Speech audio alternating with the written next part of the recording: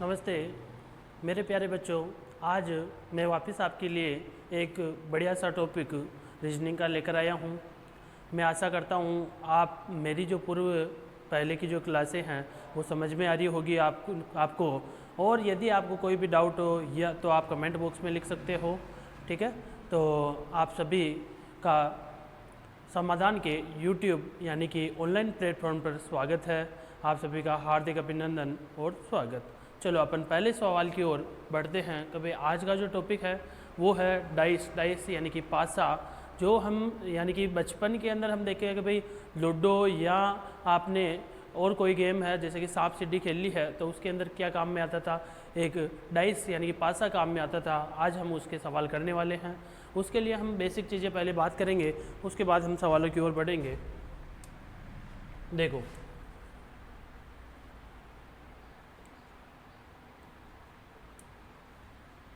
निम्न में से कौन सा मानक पासा है।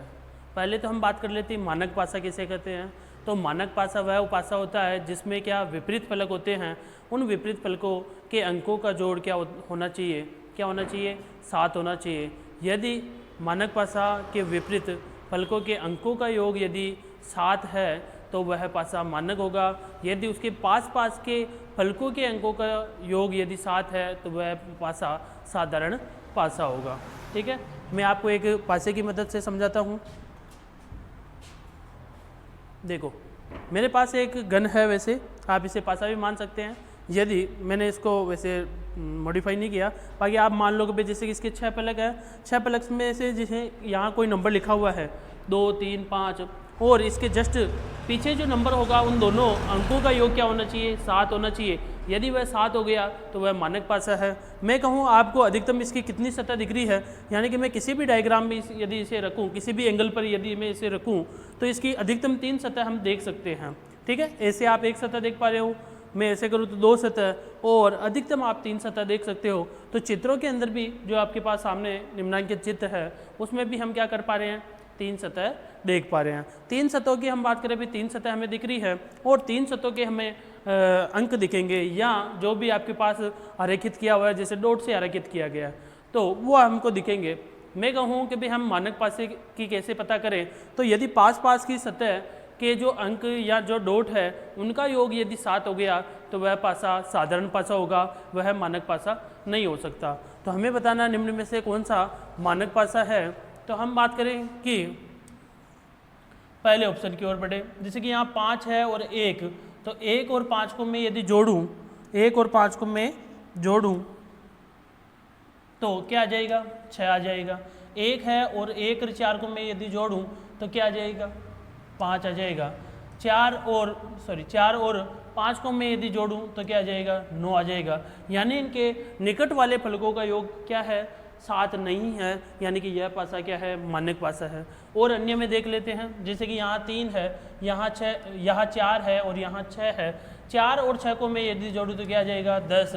यहाँ 4 है, यहाँ 3 है, इन दोनों को जोड़ूँ तो मैं क्या आ जाएगा, 7। क्या आ जाएगा, 7 आ जाएगा। ठीक है, और 6 और 3 को मैं जोड़ूँ तो 9 आ जाएगा। देखो यहाँ 4 और 3 को मैंने जोड़ा तो 7 आ गया। यदि निकट वाले फलकों का योग यदि 7 आ जाए तो वह पासा क्या होगा, साधारण पासा। तो यह है क्या है, साधारण पासा। हमें चाहिए मानक पासा, तो ये मानक पासा है, ये मानक पासा। अब हम तीसरे ऑप्शन को भी ट्राई कर लेते हैं। मैं कहूँ यहाँ 5 है, यहाँ 3 है, 5 और 3 8, यहाँ 5 है, यहाँ 2 है, 5 और 2 7। तो 7 यदि आपके दो फलकों का योग आ गया है तो यह कौन सा पासा है, ये भी साधारण पासा है। आगे हम बात करें डी ऑप्शन की, तो यहाँ 6 है, यहाँ 1 है, इनको भी मैं यदि जोड़ लूँ तो क्या आ जाएगा, 7। इसका मतलब ये भी क्या है, साधारण पासा है। तो अपने पास 3 साधारण पासे हैं, एक क्या है, मानक पासा है। हम बात कर रहे हैं कि निम्न में से कौन सा मानक पासा है, तो पहला ऑप्शन अपना सही है, वो क्या है, मानक पासा है। अगले सवाल की ओर बढ़ते हैं। देखो मानक पासे के लिए मैंने कहा कि मानक पासा के विपरीत फलकों का क्या योग क्या होना चाहिए, 7। यानी कि निकट फलकों का योग 7 नहीं होना चाहिए। यदि निकट फलकों का योग यदि 7 हो जाता है तो वह पासा क्या है, वह साधारण पासा है। ठीक है, आप समझ चुके होंगे। चलो अगले सवाल की ओर बढ़ते हैं।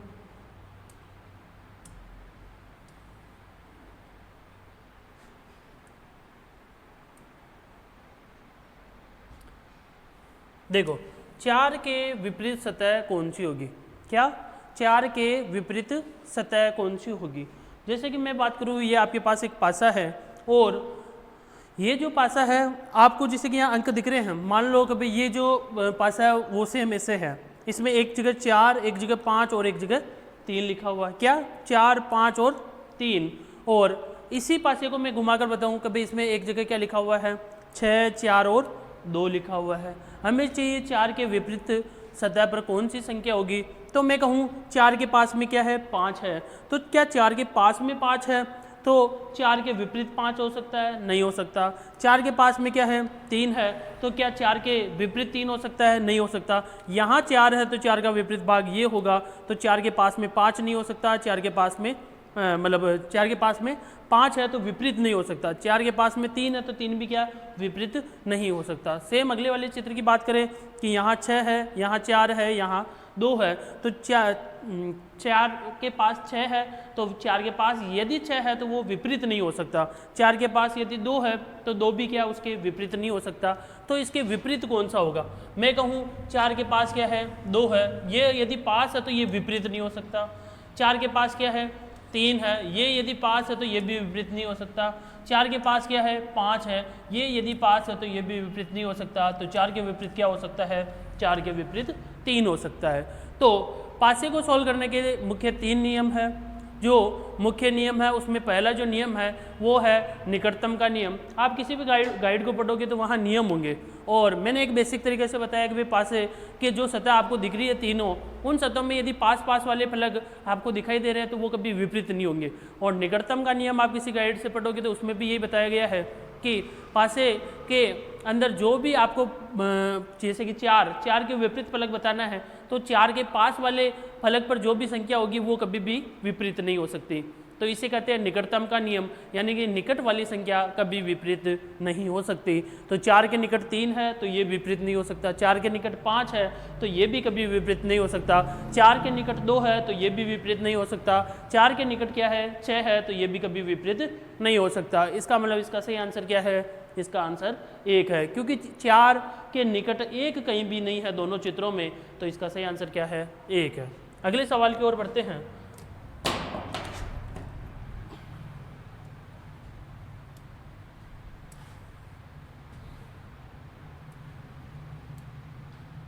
देखो, निम्नांकित चित्र में त्रिभुज के विपरीत सतह पर कौन सा अंक होगा। निम्नांकित चित्र में त्रिभुज के विपरीत सतह पर कौन सा अंक होगा। अपने पास 3 ऑप्शन दे रखे हैं और चौथा कोई भी नहीं। तो हम बात कर रहे हैं त्रिभुज के विपरीत सतह पर क्या हो, मतलब कौन सा अंक होगा। तो मैं कहूँ वैसे भी त्रिभुज के विपरीत सतह पर एक तो क्रॉस नहीं हो सकता क्योंकि ये त्रिभुज के पास में है। त्रिभुज के पास में क्या है ये, जैसे कि 0 मान लो या O मानो, तो ये भी नहीं हो सकता क्योंकि ये भी त्रिभुज के पास में है। और मैं कहूँ कि त्रिभुज जो है, अब इसके ये दोनों तो ऑप्शन कट गए और 2 ऑप्शन अपने पास बचे हैं। तो इस सवाल को हम कैसे करेंगे। देखो, इस सवाल में हमें कुछ कॉमन चीज़ नज़र आ रही है। मैं कहूँ देखो, इस सवाल में भी 0 है, इस सवाल में भी 0 है, इस सवाल में भी * है, इस सवाल में भी * है। तो किसी भी पासे में, यानी कि कोई भी 2 पासे अपने पास और 2 पासा में 2 संख्याएं, कैसे 2, ये एक संख्या और एक संख्या, तो 2 संख्याएं। इस पासे के अंदर भी 2 संख्याएं, जैसे कि 0 और * ये 2 संख्याएं, ठीक है। तो 2 संख्याएं क्या हो, कॉमन हो, तो तीसरी संख्या क्या हो जाती है, स्वतः विपरीत हो जाती है। तो मैं कहूँ इस त्रिभुज के विपरीत क्या होगा, त्रिभुज के विपरीत क्या होगा, त्रिभुज के विपरीत प्लस होगा।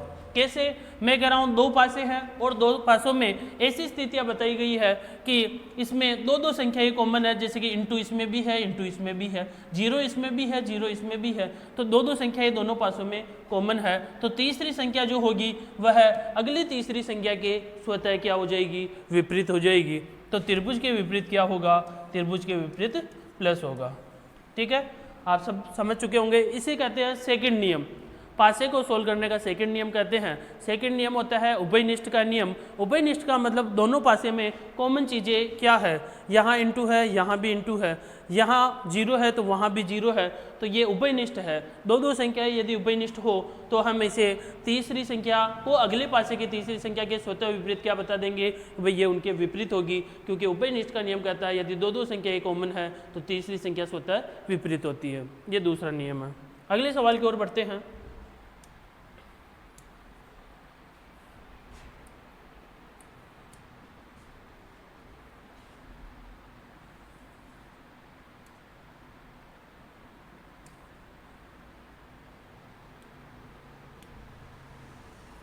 देखो जो अगला सवाल है, b के विपरीत फलक पर कौन सा अंक होगा, b के विपरीत फलक पर कौन सा अंक होगा। हम बात करें अपने पास 4 ऑप्शन है, मैं कहूँ b के पास में क्या है, b के पास में a है, a ऑप्शन में मतलब आंसर नहीं हो सकता, क्योंकि b के पास में यदि a है तो ये कभी भी विपरीत नहीं हो सकता। कोई भी अंक यदि पास में है तो वो कभी विपरीत नहीं हो सकता। b के पास में c है तो ये भी कभी भी आंसर आपके नहीं हो सकता, क्योंकि निकटता का नियम यही कहता है कि जो संख्या पास में हो वो कभी विपरीत नहीं हो सकती। आगे हम बात करें, एक ऑप्शन तो कट गया, अपने पास क्या बचे हैं 3 ऑप्शन। जब कभी भी देखो इस सवालों को पकड़ने का एक और तरीका है, उसे हम तीसरे नियम के माध्यम से कहते हैं। तीसरा नियम है गुणन का नियम। अब इस सवाल में हम देखें, इस और इस दोनों चित्रों में केवल एक संख्या कॉमन है, और वो संख्या क्या है, 4 कॉमन है। क्या है, मतलब एक कॉमन है, क्या ए फॉर एप्पल वाला कॉमन है। तो मैं कहूँ यहाँ से मैं ए फॉर एप्पल वाले ए को उठा लूँ और उसके बाद घड़ी की दिशा में घूमूँ। घड़ी की दिशा मतलब क्लॉकवाइज घूमूँ तो ए के बाद क्या आ रहा है, सी आ रहा है, और सी के बाद क्या आ रहा है, बी आ रहा है। ठीक है, सेम एज इट इज हमें यहाँ करना है, ए को उठाना है इसमें से, यानी कि इस डायग्राम में से भी हमने ए को उठा लिया। उसके बाद क्या किया, ई की ओर बढ़े, ये ई आ गया घड़ी की दिशा में। उसके बाद हमने क्या किया, डी को लिया, ये भी घड़ी की दिशा में। अब देखो सी के विपरीत क्या होगा, ई होगा, बी के विपरीत क्या होगा, डी होगा, तो आपका आंसर क्या है, सी ऑप्शन, यानी कि बी के विपरीत क्या है, डी है। तो इसे कहते हैं गुणन का नियम। यदि दो पासे में एक ही संख्या कॉमन दे रखी है और कॉमन जो दे रखी है उस संख्या का विपरीत अंक यदि नहीं पूछा गया है तो आप क्या करोगे, तीसरा नियम लगाओगे, इसे कहते हैं गुणन का नियम। यदि इसमें मैं कह रहा हूँ ए के विपरीत पूछ लेता तो आप पहले नियम से भी कर सकते थे, जो कि क्या है, निकटतम का नियम है। पहले नियम से कैसे करते, मैं कहता कि भाई यदि ए कॉमन है तो ए के पास में सी है, आंसर नहीं हो सकता। ए के पास में बी है, वो भी आंसर नहीं हो सकता। ए के पास में डी है, वो भी आंसर नहीं हो सकता। ए के पास में ई है, वो भी आंसर नहीं हो सकता। तो ए के विपरीत क्या होगा, ए के विपरीत हो जाएगा एफ। ये क्या है, पहले नियम से आप यदि कर सकते थे, एक के बारे में या एक के विपरीत अंक के बारे में पूछता तो। क्यों, क्योंकि ये ए दोनों में कॉमन है तो हम पहले नियम का प्रयोग करते हैं। लेकिन यहाँ पूछा गया बी के बारे में और बी दोनों में कॉमन संख्या नहीं है, तो हमें लगाना है तीसरा, जो कि गुणन का नियम है। गुणन का नियम इसका नाम इसलिए रखा है क्योंकि हमें क्लॉकवाइज क्या करना है, गुणन करना है। क्लॉकवाइज कैसे हम लेंगे, जैसे कि एक कॉमन संख्या है दोनों के अंदर, इसमें भी ए कॉमन है, इसमें भी ए कॉमन है, यानी कि ए दोनों के अंदर है। ए के बाद घड़ी की दिशा में सी और सी के बाद घड़ी की दिशा में बी। सेम एज इट इज हमें यहाँ करना है, ए को लेना है, ए के बाद घड़ी की दिशा में घूमे, यानी कि जैसे कांटा चलता है घड़ी का वैसे घूमना है। तो ए के बाद ई के बाद डी, तो डी, ये ए के बाद ई के बाद डी। बी के विपरीत क्या हो जाएगा, डी हो जाएगा। सी के विपरीत क्या हो जाएगा, ई हो जाएगा। तो अपना आंसर क्या है, बी के विपरीत डी। तो सही आंसर क्या है आपका, डी। ठीक है, तो मेरे हिसाब से आपको समझ में आ रहा होगा। यदि आपको कोई भी समस्या हो तो आप कमेंट बॉक्स में लिखिए, और आपको यदि बढ़िया लग रही है क्लास तो आप क्या करोगे, लाइक शेयर सब्सक्राइब तो करना ही है, वो चीज़ तो है ही है। साथ के साथ आप कक्षा को अधिक से अधिक लाइक करोगे या शेयर करोगे लोगों के, मतलब अपने दोस्तों के साथ, जिससे कि हम ज़्यादा लोगों से जुड़ पाए। ठीक है, आगे देखते हैं अगले सवाल की ओर।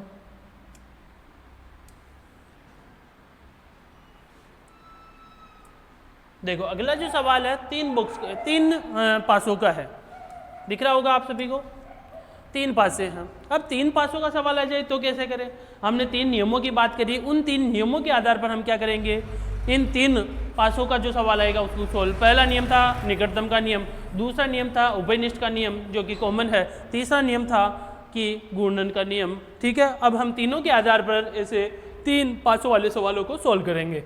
देखते हैं 4 के विपरीत सतह पर कौन सा अंक होगा। तो मैं कहूँ 4 के विपरीत हमें पूछा गया है, 4 इसमें भी है, 4 इसमें भी है, 2 इसमें भी है, 2 इसमें भी है, तो तीसरी संख्या स्वतः विपरीत हो जाती है। तो 3 के विपरीत क्या हो जाएगा, 1 हो जाएगा। लेकिन हमें क्या 3 के विपरीत पूछा गया है, नहीं पूछा गया है। 3 के विपरीत हमें नहीं पूछा गया, हमें तो पूछा गया है 4 के विपरीत। आगे की बात करें, 1 इसमें भी है, इसमें भी है, क्या 5 और 6 है, नहीं है, ठीक है। और पहले की बात करें तो चलो इसमें दोनों में 1 है, तो एक कॉमन संख्या को ले ले, ये 1 लिया। 1 के बाद क्या करना है, घड़ी की दिशा में घूमना। मैं दूसरे और तीसरे पासे को लेकर सोल्व कर रहा हूँ, क्योंकि पहले पासे में तो हमें क्या मिला, 4 4 2 2, ये 2 संख्या कॉमन मिल गई, तो तीसरी संख्या के विपरीत क्या होगा, 1 होगा। तो यहाँ से अपना आंसर नहीं बना, तो हम दूसरे और तीसरे पासे को लेकर बात कर रहे हैं कि यहाँ पर 1 कॉमन है, इसमें भी 1 कॉमन है, तो एक ही संख्या कॉमन है, तो मैं 1 को ले रहा हूँ। उसके बाद घड़ी की दिशा में घूमने पर 4, उसके बाद वापस घड़ी की दिशा में घूमने पर 2। अब दूसरे पासे की तीसरे पासे की बात करें तो उसमें भी 1 कॉमन है, तो उसको लिया। उसके बाद घड़ी की दिशा में घूमने पर 6, उसके बाद घड़ी की दिशा में घूमने पर 5। समझ में आ रहा होगा, घड़ी की दिशा में मतलब ऐसे घूमना है, तो 1 के बाद 6, 6 के बाद 5। तो मुझे बताओ 4 के विपरीत क्या होगा, 4 के विपरीत होगा 6, जो कि कौन सा ऑप्शन है, ऑप्शन नंबर डी। तो चौथा ऑप्शन अपना सही है। तो आप इस आधार पर बता सकते हो, जब कभी भी 3 पासे आ जाए तो आप तीनों नियमों को एक साथ लगा सकते हो, या आपको जो बढ़िया सूटेबल लगे उस हिसाब से आपको कर सकते हो। जैसे कि मैंने पहले में क्या किया, पहले में मैंने ट्राई किया, लेकिन पहले में 4 के विपरीत पूछा था और मेरा आंसर आया 3 के विपरीत 1 है। तो हम यहाँ पहला जो नियम है वो, दूसरा जो नियम है वो लगाकर हम आंसर पता नहीं कर पाए, तो हम आगे बढ़ गए दूसरे और तीसरे पासे की ओर। वहाँ हमने देखा एक संख्या कॉमन है, कौन सी, 1। तो 1 के बाद हम घड़ी की दिशा में घूमे 4, 4 के बाद 2, यहाँ भी 1 है, 1 के बाद 6, 6 के बाद 5, 1 के बाद 6, 6 के बाद 5। तो 4 के विपरीत क्या होगा, 4 के विपरीत होगा 6। तो अपना आंसर क्या है, डी ऑप्शन। ठीक है, आगे के सवालों की ओर बढ़ते हैं। देखो अगले सवाल में क्या बताया गया है, अगले सवाल में हमें कहा गया है कि जो प्लस के विपरीत सतह है वहाँ पर कौन सा चिन्ह होगा। तो हम ढूंढे प्लस कहाँ है, पहले तो इसमें प्लस है, नहीं है, इसमें प्लस है, वो भी नहीं है, यहाँ प्लस है, नहीं है, यहाँ प्लस है। देखो यहाँ हमें प्लस दिखाई दे रहा है, ठीक है, यहाँ प्लस है, इसमें क्या है, इसमें भाजक है, ठीक है। और मैं कहूँ कि यहाँ और यहाँ हम तुलना करें तो आप निकाल सकते हो। एक सेकंड, देखो अपन नए सवाल की ओर आगे हैं। तो नया सवाल है वो 4 पासों का है। मैंने कोशिश की है पहला, दूसरा, तीसरा नियम, तीनों नियमों को उदाहरण लिए हैं एक एक, साथ के साथ मैंने मानक और साधारण पासा का भी उदाहरण लिया है, 3 पासे का उदाहरण भी लिया है मैंने, 4 पासे का भी लिया। देखो यहाँ 4 पासे आ गए हैं। इन 4 पासों में हमें देखेंगे प्लस के विपरीत सतह पर कौन सा चिन्ह होगा। तो यहाँ प्लस के विपरीत सतह की हम बात करें, इसमें प्लस नहीं है, इसमें भी प्लस नहीं है, इसमें भी प्लस नहीं है, यहाँ प्लस है। चलो यहाँ प्लस है, लेकिन प्लस के साथ वाली संख्या ही क्या है, यहाँ 0 है, यहाँ माइनस है। देखो ऊपर भी यहाँ 0 और यहाँ माइनस है। तो हम कहें कि ये 0 और 0 क्या कॉमन है, ये माइनस और माइनस कॉमन है। यदि किसी भी पासे की 2 संख्याएं यानी कि 2 डिजिट क्या हो जाती है, कॉमन हो जाती है, तो तीसरी संख्या क्या हो जाएगी, स्वतः विपरीत। तो ये इंटू के विपरीत क्या हो जाएगा, प्लस, क्या होगा, इंटू के विपरीत प्लस, क्योंकि 2 डिजिट यदि कॉमन हो जाए तो तीसरी संख्या क्या हो जाती है, स्वतः विपरीत। तो इस आधार पर हम क्या कर सकते हैं, इस क्वेश्चन का आंसर बता सकते हैं। चलो ये 4 डिजिट का और सरल होता है, 2 डिजिट मतलब 2 पासे की तुलना में 4 पासों का ज़्यादा सरल रहेगा, क्योंकि आप आसानी से उनमें चारों में तुलना करके आसानी से आंसर निकाल सकते हो। ठीक है, आगे बढ़ते हैं अगले सवाल की ओर। देखो अगला सवाल है, क्वेश्चन मार्क के स्थान पर कौन सा अंक आएगा। ये बढ़िया सवाल है। देखो कैसे हम करते हैं इसकी कोशिश, कभी कैसे होगा। देखो यहाँ क्या है, 2 क्वेश्चन मार्क है अपने पास, सभी में ऑप्शन में भी क्या है, 2 डिजिट है।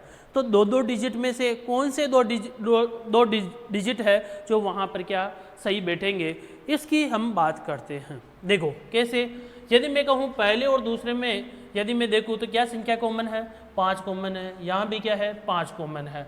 दूसरे और तीसरे में देखें तो 4 कॉमन है, लेकिन चौथे के अंदर 2 तो क्या है, क्वेश्चन मार्क की है। तो क्वेश्चन मार्क का तो हमें पता लगाना है। तो मैं पहले और दूसरे की तुलना करूं तो इसमें क्या है 5-5 कॉमन है। हम तीसरे नियम का उपयोग करेंगे क्योंकि हमें पता है कि भाई हमें क्या निकालना है, क्वेश्चन मार्क के पास वाले अंक निकालने हैं। तो मुझे 4 के विपरीत अंक तो चाहिए। मैं बिना 4 के विपरीत अंकों के यहाँ क्वेश्चन मार्क को नहीं भर पाऊंगा, क्योंकि 4 के विपरीत अंक मुझे पता चल जाए तो मैं कहूँगा कि 4 का विपरीत अंक 4 के पास में कभी भी नहीं आ सकता।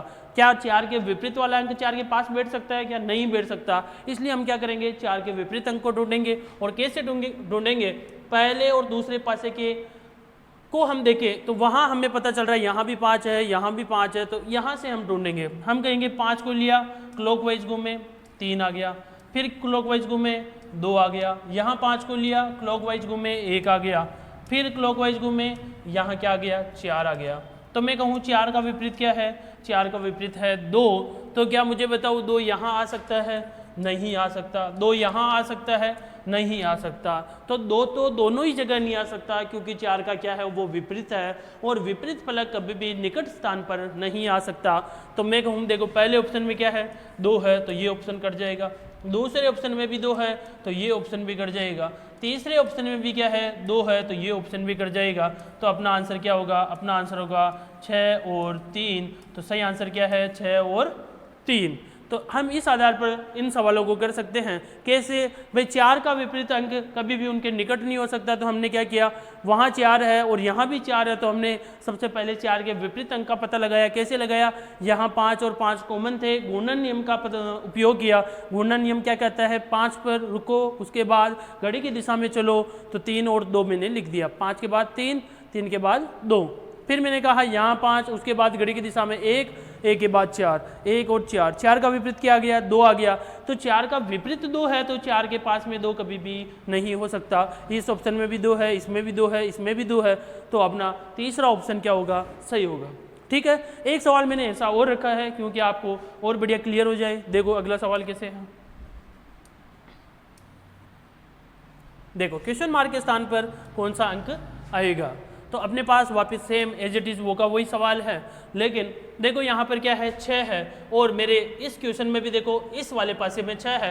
क्या मैं यदि 6 के विपरीत फलक का पता लगा लूँ तो मैं कहूँगा इसके विपरीत फलक कभी भी इसके पास में नहीं हो सकते, तो हम उसके आंसर यानी कि ऑप्शन के माध्यम से आंसर का पता लगा पाएंगे। तो देखते हैं 6 के विपरीत फलक, इन दोनों में कॉमन क्या है, 3 कॉमन है। 3 के बाद घड़ी की दिशा में 2, उसके बाद घड़ी की दिशा में 5, 3 के बाद घड़ी की दिशा में 6, उसके बाद घड़ी की दिशा में 4। ठीक है, तो 6 के विपरीत क्या है, 6 के विपरीत है 2। ना तो 2 यहाँ बैठ सकता है, ना 2 यहाँ, यानी कि दोनों ऑप्शन में कहीं भी 2 नहीं बैठ सकता है। देखो 2 किस ऑप्शन में है, चौथे ऑप्शन में 2 है, ये गलत हो गया। दूसरे ऑप्शन में 2 है, ये भी क्या हो गया, गलत। अपने पास केवल 2 ऑप्शन बचे हैं, 4, 1, 3 और 1। मैं कहूँ 3 और 1, यहाँ मैं क्या रखूँ 3, और यहाँ रखूँ मैं 4, 1, और यहाँ रखूँ मान लो कि भाई 4 और यहाँ रखूँ मैं 1, तो 2 ऑप्शन है, दोनों में ट्राई करके देख लेता हूँ। मैं कहूँ 3 और 1 को मैं साथ रख सकता हूँ क्या, देखते हैं। 4 के साथ 5 नहीं रह सकता है, 6 के साथ 2 नहीं रह सकता, तो 4 के साथ 5 नहीं रह सकता, लेकिन 4 के साथ 1 तो रह सकता है, यानी कि पहला ऑप्शन हो सकता है, हमने कन्फर्म नहीं किया। आगे हम बात करें, 5 का उल्टा 4 है, 2 का उल्टा 6 है, तो 3 का उल्टा क्या हो जाएगा, 3 का उल्टा क्या हो जाएगा 1। तो 3 का उल्टा यदि 1 है, उल्टा का मतलब विपरीत फलक पर, तो मैं कहूँ 3 के विपरीत फलक पर यदि 1 है तो कभी भी 3 के साथ में 1 नहीं आएगा, यानी कि यहाँ 3 है तो यहाँ 1 नहीं आ सकता, यानी कि ये ऑप्शन भी हो गया गलत। अपना सही ऑप्शन क्या है, ऑप्शन नंबर 1। तो इस आधार पर हम इन सवालों को कर सकते हैं। मैंने क्या किया, पहले 6 के विपरीत फलक को पता किया, वो था 2, तो 6 के पास में 2 नहीं आ सकता, ये ऑप्शन कट गया। 6 के पास में 2 इधर भी नहीं आ सकता, तो ये ऑप्शन भी कट गया, दोनों ऑप्शन मैंने काट दिए। फिर बात बची 2 ऑप्शन की। मैं कहूँ 3 और 1 साथ रह सकते हैं क्या, नहीं रह सकते, क्योंकि 3 के विपरीत तो क्या है 1 है, क्योंकि 6 के विपरीत 2 है, 5 के विपरीत 4 है, तो 3 के विपरीत बचा क्या 1, तो 3 के विपरीत 1 है, तो 3 के साथ कभी भी 1 नहीं बैठेगा। तो मैं कह रहा हूँ क्या 3 के विपरीत 1 है, तो 3 के साथ 1 नहीं हो सकता, यानी कि यह ऑप्शन भी आपका गलत है। चलो अगले सवाल की ओर बढ़े, बढ़िया सवाल थे दोनों, आप को भी पसंद आए होंगे। चलो अगले सवाल की ओर बढ़े।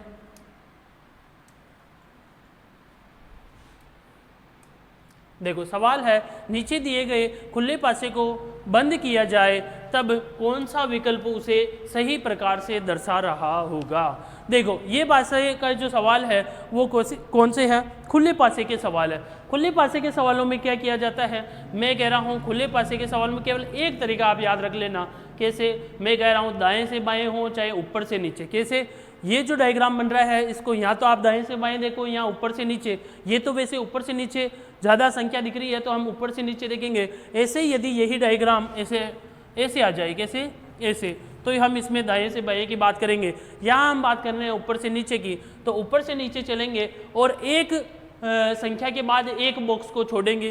तो मैंने कहा ए के बाद किसको छोड़ूं मैं, एक बॉक्स को या एक पंक्ति को या एक अंक को। तो मैंने किसको छोड़ दिया, बी को। हम बी को नहीं लेंगे तो ए के बाद किसको लेंगे, सी को, यानी कि ए का विपरीत हम क्या मानेंगे, सी को मानेंगे। ऐसे ही मैं कहूँ बी के पास में ए नहीं बैठ सकता, बी के पास में सी नहीं बैठ सकता, मतलब बी के पास में ए आ सकता है लेकिन बी के पास में सी आ सकता है, लेकिन बी के पास में क्या नहीं आ सकता, डी, क्योंकि बी का विपरीत क्या है, डी है। तो ये बी के पास में सी और ए तो है लेकिन ये विपरीत नहीं हो सकते क्योंकि ये पास में है। पास वाली संख्या कभी भी विपरीत नहीं हो सकती। तो बी के विपरीत क्या है, डी है। तो ये बी का विपरीत डी। अब बचा क्या अपने पास, ई और एफ, यानी कि ई का उल्टा क्या हो जाएगा, एफ हो जाएगा।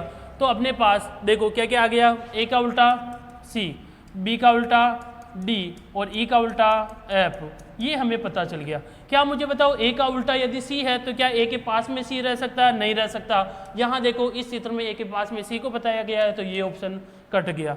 बी का उल्टा डी है, ये बी और डी पास में बताए गए तो ये ऑप्शन भी कट गया।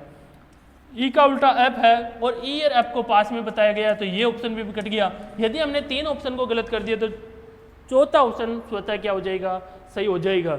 यदि आप इसे पता करना चाहते हैं तो देख लो, सी के पास में ए नहीं आ सकता, ए है भी नहीं।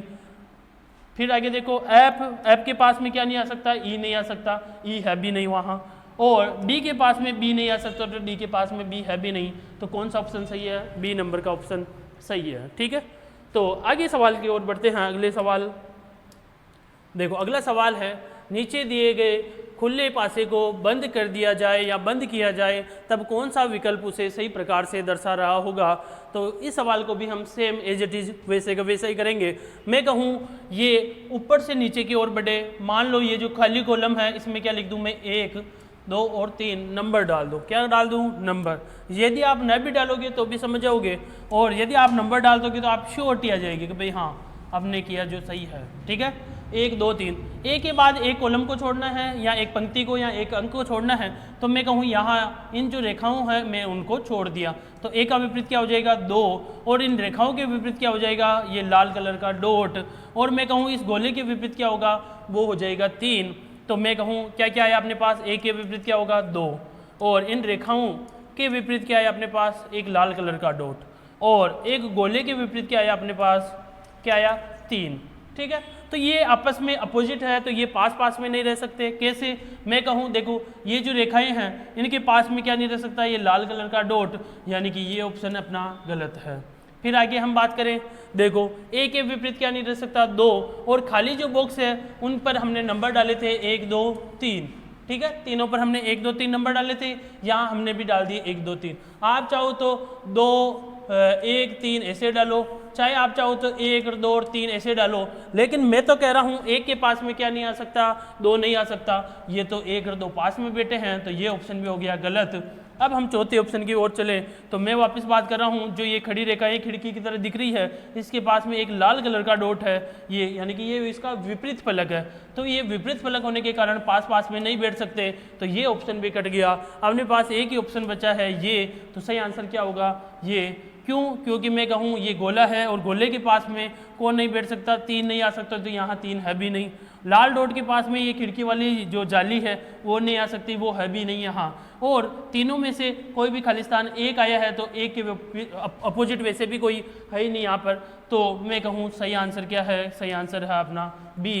तो आपका सही आंसर है बी। इस प्रकार हम इन सवालों को कर सकते हैं। तो मैंने आज आपको बंद पासा व खुले पासा दोनों के सवाल करवाए, आपको बढ़िया लगी होगी क्लास। तो तो आप शेयर कीजिए, इसे लाइक कीजिए और सब्सक्राइब कीजिए। साथ के साथ अपने दोस्तों को बताइए कि कैसे हमने सवालों को बहुत आसान तरीके से किया है, आपको एग्ज़ाम में कैसे करना है इन सवालों को। ठीक है, तो आगे हम मिलते हैं अगली क्लास में। ठीक, धन्यवाद, थैंक यू।